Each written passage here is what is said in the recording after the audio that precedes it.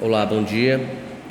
Meu nome é Breno Barroso, sou médico de família e comunidade com formação na Universidade Federal do Ceará, residência médica na Escola de Saúde Pública do Ceará, especialização em preceptoria em medicina de família e comunidade pelo convênio na SUS, na Faculdade de Ciências Médicas de Porto Alegre, tá ok?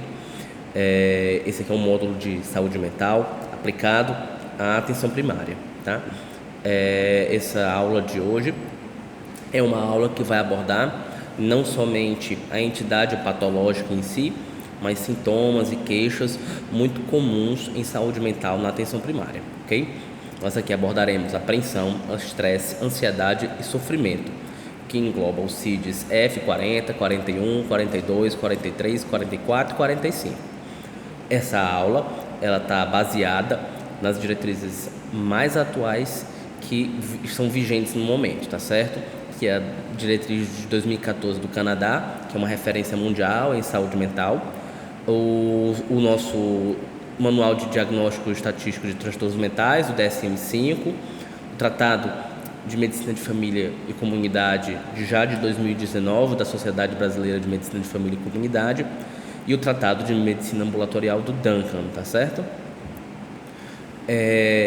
Vamos preparar o contexto dessa aula. Os transtornos fóbicos e ansiosos, eles são um grupo de transtornos mentais mais prevalentes na atenção primária, tá certo? Considerando como transtornos mentais comuns os transtornos depressivos e os transtornos ansiosos, eles correspondem à terceira maior demanda em atenção primária, perdendo somente para a hipertensão e pessoas que têm vêm a um atendimento sem uma doença estabelecida. Então, nós vamos revisar, conhecer, desmistificar os transtornos mentais comuns e a abordagem desses sintomas, dessas queixas de sofrimento, ansiedade na atenção primária, baseados nas diretrizes mais atuais, ok? Como objetivo dessa aula, nós temos que entender e compreender o impacto social e financeiro dos transtornos mentais comuns, focando nesta aula nos transtornos fóbicos, ansiosos e os correlatos, diferenciar suas denominações. A gente tem que parar de dizer que a pessoa tem problema de ansiedade. A gente tem que dar um nome, um diagnóstico. Nós precisamos chegar a um diagnóstico, ou pelo menos oferecer uma informação mais clara do que simplesmente falar: você tem um problema de ansiedade, ok? A gente vai abordar essas queixas, apreensão, estresse, ansiedade e sofrimento na atenção primária, para a gente conseguir traçar um plano de cuidados multidisciplinar, centrado no paciente e, eventualmente, sobreviver a quase 300 slides. Essa aula é muito extensa, ela é dividida em 7 partes, tá certo? Na primeira parte a gente vai fazer uma introdução aos conceitos de ansiedade, transtornos ansiosos, introduzir propriamente os transtornos ansiosos. A gente vai se debruçar e aprofundar nos psicofármacos, e a gente vai também citar terapias não farmacológicas.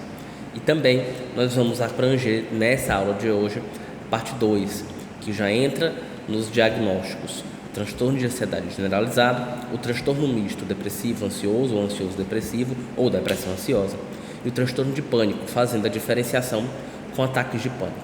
Essa aula também tem mais 5 partes: o transtorno obsessivo compulsivo, o transtorno de estresse agudo, o transtorno de estresse pós-traumático, o transtorno de ajustamento adaptativo com sintomas ansiosos, a agorafobia, fobia social, fobias específicas, os transtornos dissociativos ou conversivos, os transtornos somatoformes e aí, na última parte, casos especiais: o paciente refratário, o paciente com multicomorbidades psiquiátricas, o paciente dependente de benzodiazepínicos. E também citaremos aqui artigos mais atualizados em medicina baseada em evidências voltada para a atenção primária, principalmente citando fitoterápicos e práticas integrativas. Essa aula de hoje, novamente, a gente vai abordar a parte 1 e a parte 2, ok? Em próximos momentos a gente vai abordar as seguintes partes. Vamos começar então pela parte 1, ansiedade fisiológica, transtorno ansioso, introdução aos transtornos ansiosos, psicofármacos e terapias não farmacológicas. Bom, em relação aos transtornos mentais comuns, a prevalência, os estudos de prevalência, eles são crescentes. Aproximadamente 50% das pessoas apresentarão em algum momento da sua vida alterações com critérios para transtornos mentais. E desses 50%, ou seja, uma a cada 2 pessoas, metade das pessoas, e isso é importante citar, que nas últimas diretrizes mundiais, nos últimos guidelines, a prevalência girava em torno de 33%. Então a gente já teve um aumento aí importante para 50%. Desses 50%, quase em sua totalidade, 99,2%, corresponde aos transtornos ansiosos e aos transtornos depressivos.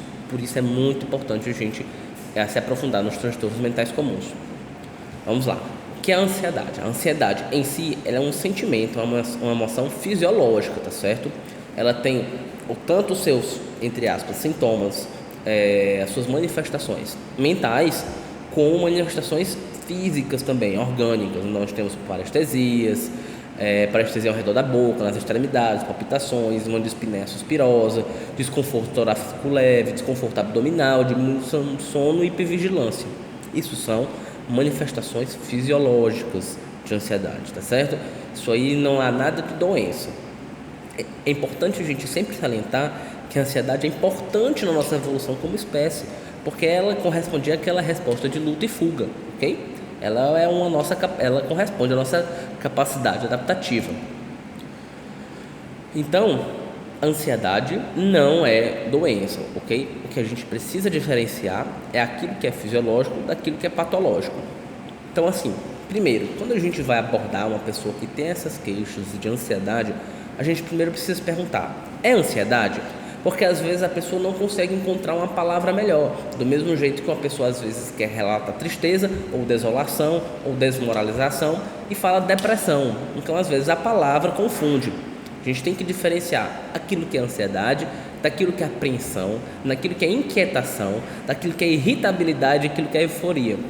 Isso é importante para a gente diferenciar e saber se a gente está lidando de fato com um transtorno ansioso e não com um transtorno hiperativo. Ok? Então, a gente tem que pedir para o paciente descrever, exemplificar essa ansiedade que ele refere em situações diárias, para você ter uma ideia melhor do contexto desta ansiedade, tanto os gatilhos quanto as manifestações. Então, o que é transtorno de ansiedade?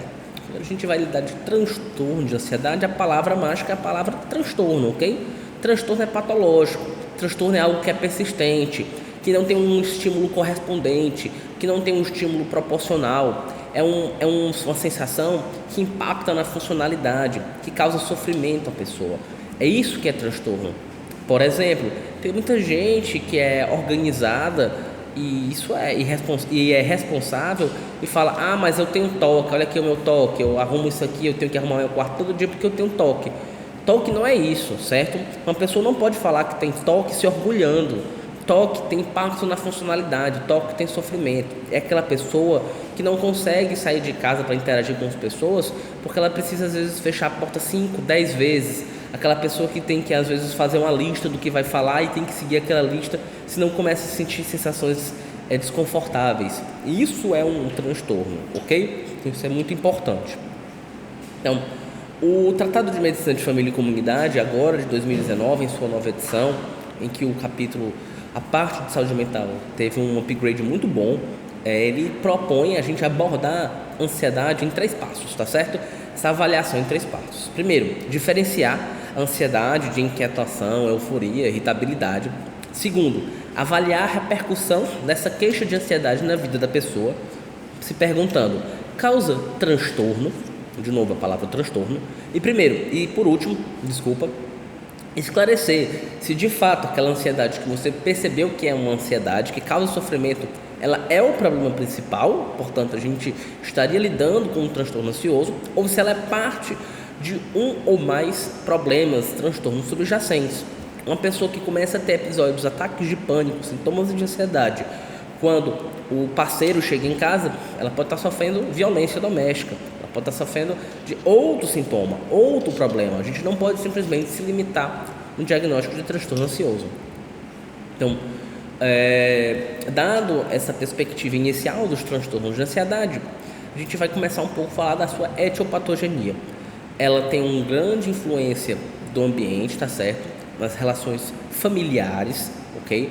existe as suas raízes, elas se iniciam na infância, nas relações familiares, ok? 90% dos pacientes, eles apresentam sintomas antes dos 18 anos. Ela é multifatorial, então ela também tem fator genético, fatores ambientais, substâncias, contatos, uso de medicações, de drogas, então ela é multifatorial. E é importante a gente entender que os transtornos ansiosos, eles podem ser chegados a esse diagnóstico ainda na infância, porque esse transtorno que é abordado na infância, na adolescência, ele evita, a gente consegue diminuir as chances dele evoluir para uma nova gama de transtornos mentais, por exemplo, abusos de substância, transtornos de humor, transtornos ansiosos, na fase adulta. Quais são os fatores de risco para transtornos de ansiedade? Baixa escolaridade, baixa renda familiar, fatores estressores na infância, abuso, negligência, eventos negativos de vida, que podem servir como gatilhos, e crises não previstas do ciclo de vida, um divórcio, uma traição, uma morte. Isso aí são fatores de risco. Nesses pacientes que têm fatores de risco, quais são aqueles que são chamados pacientes de alto risco? Recomenda-se o rastreamento para o transtorno de ansiedade naqueles pacientes que, um dos quatro, ou tem sintomas clinicamente inexplicáveis, às vezes uma dor com uma irradiação que você não consegue entender o acometimento orgânico disso, uma pessoa que tem uma cefaleia específica, às vezes quando vai comer alguma coisa ou com algum evento, uma coisa que você não consegue encaixar numa hipótese diagnóstica. O paciente que se queixa de ser ansioso, ou que você percebe em relação de transferência e contra-transferência, paciente que você tem uma impressão clínica de ansiedade, um paciente que tem um histórico de um evento estressor muito importante, e aqueles pacientes que são chamados de hiperutilizadores. Esses são os pacientes de alto risco. Por que a gente vai rastrear esses pacientes? Porque os transtornos ansiosos, eles correspondem a um transtorno mental mais comum, inclusive em atenção primária. São pacientes que são extremamente onerosos para os sistemas de saúde, porque eles são hiperutilizadores, eles requerem e pressionam e demandam por muitos procedimentos, muitos exames, até a gente conseguir controlar esse transtorno mental. São pacientes também que são onerosos para o sistema como um todo, porque isso repercute muito no absenteísmo do trabalho. O transtorno ansioso, ele em si só, ele impacta em outras comorbidades, porque o paciente não tem uma boa adesão, seja farmacológica, seja não farmacológica, a outros tratamentos. Portanto, que impacta em maior mortalidade, em comorbidades clínicas também. E como é um transtorno mental mais comum, ele também está presente, ele também pode fazer comorbidade com outros distúrbios psiquiátricos, muitas vezes piorando o prognóstico.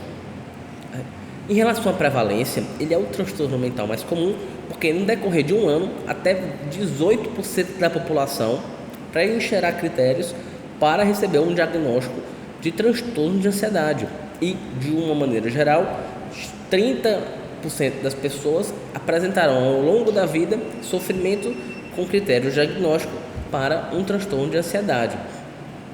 E dos pacientes que têm transtorno de ansiedade, mais da metade, quase 60%, 56,5% dos pacientes, eles fecharão critério diagnóstico em intensidade moderada ou grave. E o pior, 40% desses pacientes que recebem um diagnóstico de transtorno de ansiedade não recebem nenhum tipo de tratamento, seja farmacológico, seja não farmacológico. Então nós temos um transtorno que é muito oneroso, que é muito prevalente, que quase 50%, quase a metade dos pacientes não recebem sequer um tratamento.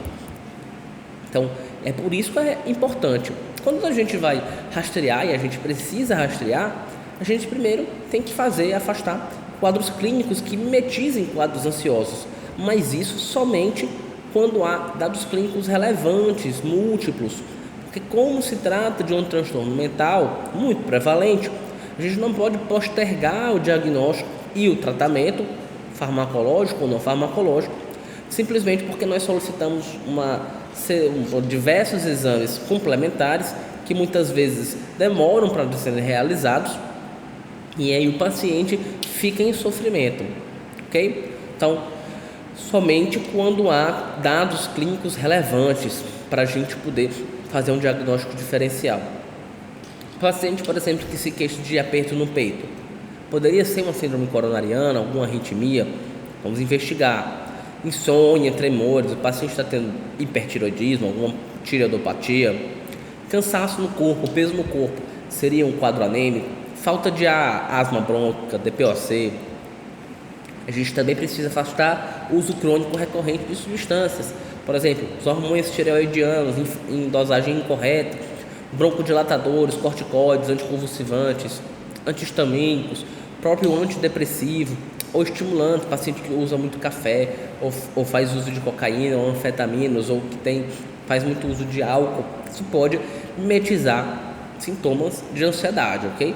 Isso é importante também, porque quando a gente lida com um paciente desse, a gente também não pode excluir, não é só porque ele tem uma tireoidopatia que ele não vai ter um transtorno de ansiedade. Isso é muito importante que a gente tenha essa ciência de que uma coisa não exclui a outra. Nesses pacientes de alto risco, nesses pacientes, depois que a gente afasta o uso de substâncias ou comorbidades clínicas relevantes, a gente vai fazer o rastreamento. O rastreamento consiste em 6 perguntas: 4 sobre os transtornos de ansiedades mais comuns, 1 sobre TOC, transtorno obsessivo compulsivo, e 1 pergunta sobre depressão, devido à sua alta prevalência e à sua comorbidade com transtorno ansioso. Elas podem aparecer juntas.